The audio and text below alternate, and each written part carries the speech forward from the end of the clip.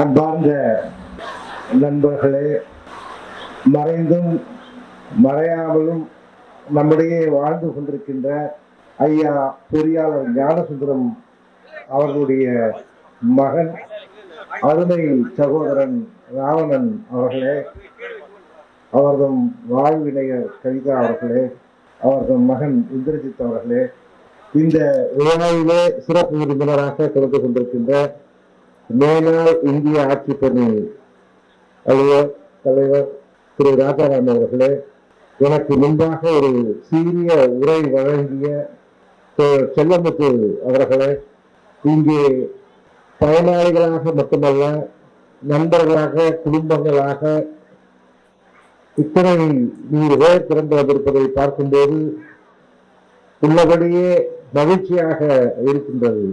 நான் முதலாக ஐயா அவர்களை சந்தித்த போது நான் 20-25 வயதுதான் எனக்கு இருக்கும். என்னுடைய அப்பாவின் தொழில்களது நண்பர். என்னுடைய அப்பாவை பல நண்பர்கள் பல காலகட்டத்தில் நான் பார்த்திருக்கின்றேன். ஆனால் என்னுடைய அப்பாவினுடைய நண்பர்களே நான் வித்தியாசமாக பார்த்தது ஐயா அவர்கள் தான். காரணம் அவங்க 2 பேருக்கும் அப்படி ஒரு நட்பு. அதற்கு மிக முக்கிய காரணம் ஐயா பொறியாளர் ஞானசுந்தரம் அவர்கள் பழகுகின்ற அந்த தன்மை. அது என்னுடைய தந்தை போன்ற சம வயது ஒத்தவராக இருந்தாலும் சரி, அவரை விட வயதானவராக இருந்தாலும் சரி, என்னை போன்ற அந்த காலகட்டத்திலே இளைஞராக இருந்தாலும் சரி, எல்லோருக்குமே அன்பாகவும் மரியாதையாகவும் கொடுக்கக்கூடியவர். அவருடைய அந்த அன்பான வார்த்தைகள், அவர் நடந்து கொண்ட அந்த பழகிய விதங்கள் எல்லாம் கடந்த 1 மணி நேரமாக இங்கே நான் அசை போட்டுக் கொண்டிருந்தேன். வாழ்க்கையில நம்ம ஓடிக்கிட்டே இருக்கிறோம், தினமும் ஓடிக்கிட்டு இருக்கோம். காலையிலிருந்து இரவு வரை எதற்காக ஓடிக்கொண்டே இருக்கிறோம் என்று தெரியவில்லை. ஆனால் இது போன்ற நிகழ்வுகளுக்கு வரும்போதுதான் நாம் அசை போடுகின்ற போது எப்படி நம்முடைய வரலாற்றிலே எப்படிப்பட்ட மனிதர்களை எல்லாம் நாம் சந்தித்திருக்கிறோம், எப்படிப்பட்டவர்கள் எல்லாம் நம்மை ஊக்குவித்து இந்த நிலைக்கு கொண்டு வந்தார்கள் என்று நினைவாங்கி அதை செலுத்தக்கூடிய நிகழ்வாக நான் பார்த்தேன். ஐயா ராஜாராம் ஐஏஎஸ் அவர்கள் சொன்னது போல நான் கூட ராவணன் அவர்களுக்கு ஒரு 10 நாளைக்கு முன்பு வேடிக்கையாக சொன்னேன். அப்போ எதையுமே ரொம்ப இயல்பாக சாதாரணமாக பேசுவார். என்னிடத்துல கூட சொன்னார், இந்த வயல்ல காமிச்சு ஒரு கல்லை காண்பித்தார். நாங்க அப்ப புதிதாக மனம் புரிந்து நானும் என்னுடைய வாழ்வுடைய நல்லினியும் என்று வந்திருந்த போது சொன்னார், இங்கதான் வரப்போது 200 அடி ரோடு அப்படின்னாரு. நாங்க சுத்தி பார்க்க எங்கேயுமே தெரியல. ஒரு மஞ்சள் கல்லு காமிச்சாரு. அவருக்கு ரொம்ப நேரம் பெருசா கண்டுபிடிச்சு இந்த இடத்துல வரப்போகுது அப்படின்னாரு. அவருக்கு முன்னெல்லாம் நிறைய வேடிக்கையான இந்த ரியல் எஸ்டேட்காரர்களை பற்றி செய்திகள்லாம் வரும். இங்கதான் பக்கத்துலேயே ஏர்போர்ட் இருக்கு பாருங்க, ஏரிங்களுக்கு அந்த கடல ஏர்போர்ட்டை சொல்லி பாருங்க, அப்படிதான் ரயில்வே ஸ்டேஷன் சொல்லுவாங்க. இருந்தாலும் கூட அவர் மீது கொண்டிருந்த பற்று அன்பு எதுவாக இருந்தாலும் அன்பு சொல்லியாச்சு, அவ்வளவுதான். வேறு அடுத்த வார்த்தையே இல்லை. அப்படித்தான் நாங்க இங்க பக்கத்துல நிலம் கொடுத்தாங்க. நான் எவ்வளவு அன்கள்னு கேட்ட போது உங்களுக்கு என்ன இருக்கோ குடும்பம் தான் சொன்னாங்க. என்கிட்ட ஒரு மிக சிறிய தொகை தான். ஆனால் அவர் இந்த சமூகத்தில் இருப்பவர்கள் எல்லோரும் பகுத்துண்டு பள்ளியில் ஓம்புதல் அப்படின்றது போல எல்லோருக்கும் கொடுத்த அவருடைய மகிழ்ச்சி. பெர்ட்ராண்ட் ரசல் அவர்கள் சொல்வார், கான்டெஸ்ட் ஆஃப் ஹாப்பினஸ் என்கின்ற புத்தகத்தில் சொல்வார், மகிழ்ச்சி அப்படின்னா ஒரு குழந்தை கிட்ட கொண்டு ஒரு சாக்லேட் பாக்கெட்டை கொடுத்தீங்கன்னா அந்த சாக்லேட் எல்லாமே தானே சாப்பிடணும்னு மகிழ்ச்சியோட சாப்பிடுவோம். முதல் சாக்லேட்டை சாப்பிடும் போது அந்த குழந்தைக்கு இருக்கிற மகிழ்ச்சி 2வது சாக்லேட் சாப்பிடும் போது கொஞ்சமா குறையும், 3வது சாக்லேட் சாப்பிடும்போது இன்னும் குறையும், 4 குறையும், 5வது எனக்கு போதும்னு தூக்கி போட்டுறது சின்ன குழந்தை. அதே சாக்லேட்டை அந்த குழந்தை 10 குழந்தைகளுக்கு பகிர்ந்து கொடுக்கும் போது ஒவ்வொருடைய மகிழ்ச்சியும் சேரும் போது அந்த கூட்டு மகிழ்ச்சி என்பது தனியாக தான் மட்டும் சுவைப்பதை விட பல மடங்கு அதிகமானது என்று பெர்ட்ராண்ட் ரசல் சொல்வார், கான்டெஸ்ட் ஆஃப் ஹாப்பினஸ். அதே போலத்தான் ஐயா அவர்களுக்கு நான் என்னுடைய வாழ்வில் எத்தனையோ அப்பாவுடைய நண்பர்கள் மட்டுமல்ல பிறர்களையும் சந்தித்திருந்தாலும் கூட அவரை போன்ற அந்த தாராள குணத்தையும் ஈகை குணத்தையும் நான் பார்த்ததே இல்லை. ஞானசுந்தரம் ஐயாவுடைய மகன் அருமை சகோதரன் ராவணன் நான் ஏறத்தாழ ஒரே வயதுதான். ஆனால் முன்ன பின்ன நான் கொஞ்சம் கூடுதலாக வேண்டாமாலும் இருக்கலாம், ஆனால் ஒத்த வயதினர். நான் இன்றைக்கு அவரை பார்க்கின்ற போது மீண்டும் ஐயா வந்தது போலத்தான் தெரிகிறது. அதே நடுவில் நாங்கள் வந்து வாய்ப்பே இல்லை, 2 பேரும் வேற வேற பக்கம் ஓடிக்கொண்டிருந்தோம். அவர் இந்த பக்கம் என்றால் நான் இந்த பக்கம் போய் கொண்டிருந்தோம்.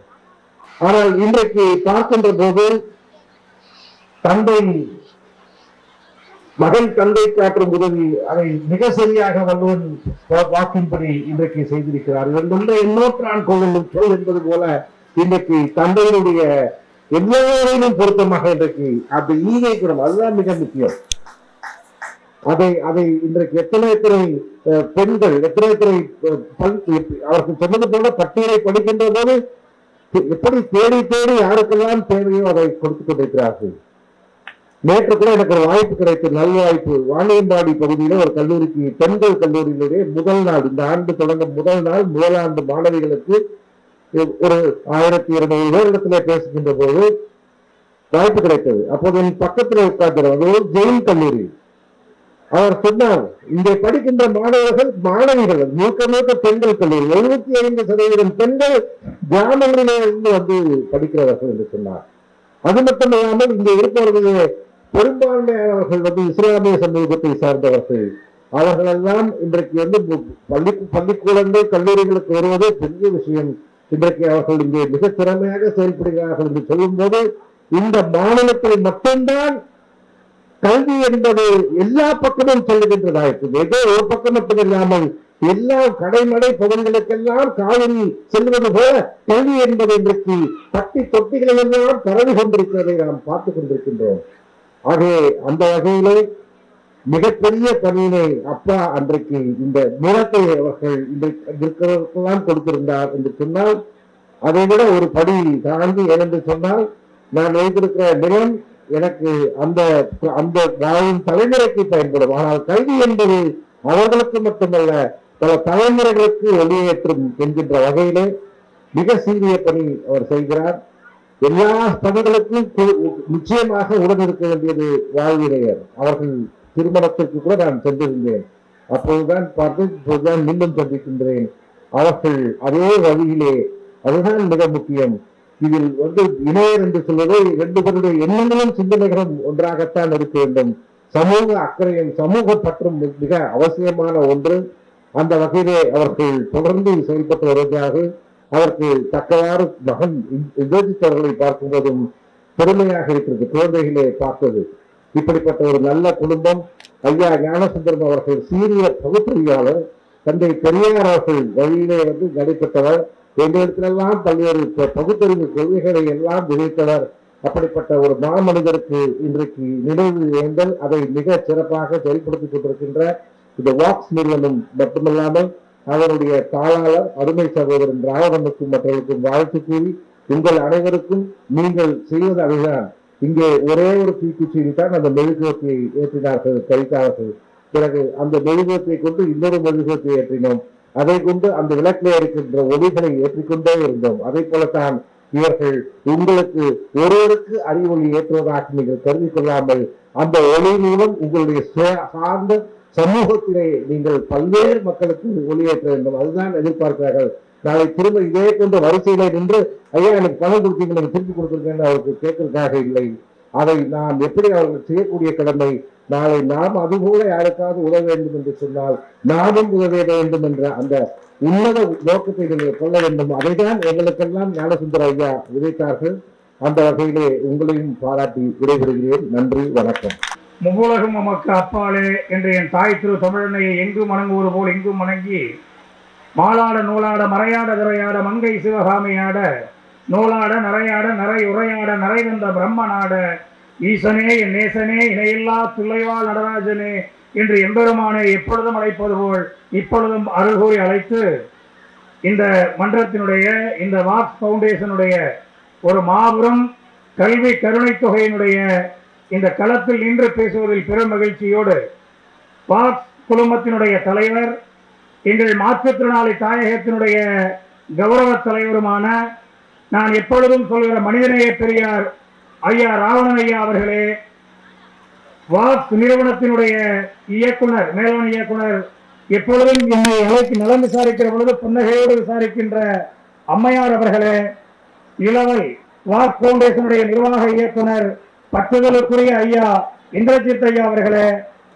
மேலும் இந்திய ஆட்சிப்பணி ஓய்வு ஐயா மரியாதை உயர்திரு ராஜரத்னம் ஐயா அவர்களே, ஐயா பல புத்தகங்களை வெளியிட்டிருக்கக்கூடிய திரு மதிப்பிற்குரிய ஐயா ஒளிவண்ணன் அவர்களே, என் சமூகத்தினுடைய உடன்பிறப்புகளே, என் சமூக உடன்பிறப்புகள் பெற்றெடுத்த கல்விக்காக இன்றைக்கு உதவி பெற வந்திருக்கிற பிள்ளைகளே, ஒட்டுமொத்தத்தில் எல்லோரையும் வணங்குவதில் பெருமகிழ்ச்சி அடைகிற நான், நேற்று ஐயா என்னிடத்திலே பண்பு கட்டளை இட்டிருக்கிறார், மிக விரைவாக முடிக்க சொல்லி அதை கருத்தில் கொண்டு ஒரு 3ஐ மட்டும் சொல்லி நான் விடைபெறுகிறேன். இந்த சமூகத்தில் ஐயா அவர்கள் இன்றைக்கு சொன்னது போல சிஏ முடித்திருக்கிற அல்லது கல்வி பட்டம் தொடர்வதற்கான அந்த கல்வித்தொகை பெறுவதில் எங்கள் சமூகத்திற்கென்ற ஒரு ஏக்கம் இருக்கிறது. அதை ஐயா வாய்ப்பு இருக்கிற பொழுது செய்யும்படியாய் அந்த விண்ணப்பத்தை வைக்கிறேன். எங்கள் சமூகத்தில் இருந்து எங்கள் சமூகத்தார் பிள்ளைகள் இதுவரைக்கும் ஐபிஎஸ் ஐஏஎஸ் ஆகுவதற்கான சாத்தியக்கூறற்ற நிலைப்பாட்டில் இருக்கிறோம். காரணம் படிக்க வைக்க முடியாத சூழல் தான் என்பதுதானே தவிர கல்வி பயிலக்கூடிய திறமை பெற்றவர்கள் இருக்கிறார்கள் என்றாலும் எங்கள் சமூகத்தார் ஒரு ஐஏஎஸ் ஐபிஎஸ் அணுகிற பொழுது எங்கள் சமூகத்தாருடைய பிள்ளைகளாக அவர்கள் இருக்கின்ற பட்சத்தில் எங்கள் தேவைகளை தாண்டி எங்களுடைய அணுகுமுறைகளை நிவர்த்தி செய்து தரக்கூடிய வாய்ப்பினை நீண்ட காலமாக நாங்கள் ஏக்கத்தோடு எதிர்பார்த்து கொண்டிருக்கிறோம். ஐயா அவர்கள் வாய்ப்பு இருக்கிற பொழுது பார்வையற்றவருடைய பிள்ளைகளை, திறன் வாய்ந்தவர்களை, ஓரிரு நபர்களை ஐபிஎஸ் இந்திய ஆட்சிப்பணி இந்திய காவல் பணியில் படிக்க வைப்பதற்கான வாய்ப்பை அவர்களுக்கு வாய்ப்பு இருக்கிற பொழுது நான் எப்பொழுதும் எந்த கோரிக்கையும் கட்டாயமாக நிர்பந்தமாக எப்பொழுதும் எங்கும் செய்வதில்லை. ஐயா அவர்களுக்கு தெரியும், ஐயாவிடத்திலும் அப்படி கோரவில்லை. வாய்ப்பு இருக்கிற பொழுது ஒரு பார்வையற்றவருடைய பிள்ளையை இந்திய காவல் பணி இந்திய ஆட்சி பணியிலே எங்கள் பிள்ளைகளும் பெரும்பணியாற்றி எங்களை போன்றோருக்கு தயவு மனம் காட்டுகிற வாய்ப்பினை ஏற்படுத்தி தர வேண்டுமா இந்த இடத்தில் நான் விண்ணப்பம் வைத்து, அடுத்தபடியாக ஐயா அவர்கள் நம்முடைய மாற்றுத்திறனாளியின் தாயகத்திற்கு சென்ற ஆண்டுடைய விழாவிலே அறிவித்திருந்தார்கள். அதன்படி அந்த தொழிலகம் அமைப்பதற்கு ஸ்ரீபெரும்புதூர் தரேசாபுரத்திலே தந்திருக்கிற இடத்தினை எப்பொழுதும் நாங்கள் எங்களுடைய தொழில் கூடமாக மாபெரும் சிறப்போடு எங்கள் நண்பர்களை வைத்து இதுவரைக்கும் தமிழக அரசு அறிவித்திடாத ஒரு நிலைப்பாட்டை நீங்கள் எங்களுக்கு வாய்ப்பினை தந்திருக்கிறீர்கள். அந்த வாய்ப்பினை முழுமையாக பயன்படுத்தி தமிழகத்தில் இதுவரைக்கும் இல்லாத வரலாற்றில் இடம்பெறக்கூடிய உண்மையில் பார்வையற்றவர்கள் உழைக்கின்றார்கள் என்ற அடையாளத்தை உச்சப்படுத்துகிற வகையில் இந்த தொழிற்கூடத்தை சிறப்பென மாற்றுத்திறனாளி தாயகத்தினுடைய தலைவர் நிறுவனங்கள் அடிப்படையில் உச்சம் பெறுகிற வகையில் சிறப்போடு அதை நிறைவேற்றுவேன். அந்த உத்தரவாதத்தை உங்கள் முன்னால் அளிப்பதோடு அதற்கான செயல்பாட்டை துவக்குவதற்கு ஐயாவுடைய ஆசை வேண்டி நிற்கிறவனாய் இந்த களத்தில் நிற்கிறேன் என்பதை சொல்லி அதாவது ஐயா ஞானசுந்தரம் ஐயா அவர்கள் ஆன்மா இருக்கும் திசை நோக்கி வணங்குகிறவன் எப்பொழுதுமே நான். காரணம், ஒரு 3 மூத்தவர்களை வறுமையின் காரணமாக காவு கொடுத்து விட்டு அதற்கு பிறகு 6ஆம் வகுப்பு படிக்கின்ற தடையையும் உடைத்தெறிந்து இன்றைக்கு எண்ணற்ற 6ஆம் வகுப்பில் தடை பெற முடியாத அளவிற்கான 18,000க்கும் மேற்பட்டவர்களுக்கு கல்வி உதவித்தொகை பெற்று கல்வியிலே தொடர்கின்ற வாய்ப்பினை பெற்று தந்திருக்கிற அவருடைய தூய உழைப்பே என்கின்ற உன்னதம் இன்றைக்கு நாம் எல்லாம் இந்த இடத்திலே கணம் காண்கிற நம்முடைய பிள்ளைகள் எல்லாம் கருணை உதவி பெறுகிற அந்த வாய்ப்பினை அமைத்து தந்திருப்பதன் அடிப்படையில் எப்பொழுதுமே வாக்ஸ் பவுண்டேஷன் எங்களுடைய பார்வையற்றவர்களுடைய ஒவ்வொரு பணியாக்கத்திலும் ஒவ்வொரு ஆக்கப்பூர்வமான மேம்பாடுகளிலும் துணை நிற்கும் என்ற உறுதியை ஐயா அவர்கள் அளித்திருக்கிறார்கள். அதன் வழியிலே நாங்களும் முறையாக பயன்படுத்தி முழுமையாக எங்களுடைய தேவைகளை நிறைவேற்றி உழைப்பை முன்னோக்கி ஆக்கமென செலுத்தி அறிவுபூர்வமாக ஆற்றல் பூர்வமாக எங்கள் வாழ்வாதாரம் மேம்படுகிற வகையில் பயன்படுத்திக் கொள்வோம் என்கிற உறுதியினை சொல்லி, ஐயா சொன்னது போல் நான் பேசுகிற பொழுது நேரத்தில் நிறைய எனக்கு வந்துகிட்டே இருக்கும். இருந்தாலும் ஐயா அவர்களுடைய பண்பு கட்டளையை ஏற்று இத்துடன் இந்த உரையை முடிக்க நான் கடமைப்பட்டவனாகவும், எங்களுடைய பார்வையற்றவருடைய பிள்ளைகள் எப்பொழுதும் நீங்கள் வளர்ந்து கல்வியறிவு பெற்று வளர்ந்து உங்களுடைய பெற்றோர்களை எப்படி வளர்த்தார்கள் என்பதை சிந்தித்து எங்களை போன்றவர்களை கைவிடாது முதிர்ந்த காலத்தில் காப்பாற்றும்படி உங்களிடத்தில் பிள்ளைகளிடத்தில் வேண்டுகோள் விடுத்து இந்த வாய்ப்பிற்கு நன்றி கூறி விடைபெறுகிறேன். எந்த மேடையிலும் உழைக்கின்றதை இப்பொழுதும் உழைத்து விடைபெறுகிறேன். நூலைப்படி, சங்கத்தமிழ் நூலைப்படி, முறைப்படி, காலையற்படி, கடமகள்படி, மாலை இரவு பொருள்படப்படி, கற்கவை கற்கும்படி வள்ளுவர் சொன்னபடி கற்கத்தான் வேண்டும், அப்படி கல்லாதவன் வாழ்வது எப்படி என்று வினாதொடுத்து விடைபெறுகிறேன். நன்றி, வணக்கம்.